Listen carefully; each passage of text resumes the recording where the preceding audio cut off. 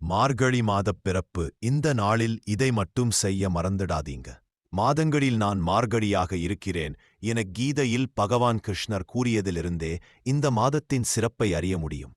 பெருமாளுக்குரிய உண்ணியத் தரும் வைகுண்ட ஏகாதசி, ஆஞ்சநேயருக்குரிய அனுமன் ஜெயந்தி, சிவபெருமானுக்குரிய ஆருத்ரா தரிசனம் போன்ற பல ஆன்மீக சிறப்பு தினங்களை கொண்ட மாதமாக மார்கழி மாதம் உள்ளது. மார்கழி மாதத்தில் சூரிய பகவான் கனுசு ராசியில் பயணிக்கும் மாதம் என்பதால் இதை தனுர் மாதம் என்றும், மார்கழி மாதத்தின் முதல் நாளை தனு சங்கராந்தி என்றும் குறிப்பிடுகிறோம். மார்கழி மாதம் பெருமாளுக்கு மட்டுமின்றி சிவ வழிபாட்டுக்கும் ஏற்றதாகும்.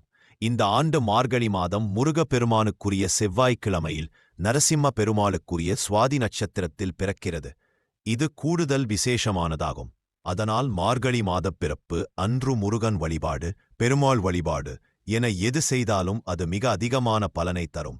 இத்தகைய சிறப்பு மிகுந்த மார்கழி மாதம் இந்த ஆண்டு டிசம்பர் 16ஆம் தேதியன்று பிறக்கின்றது.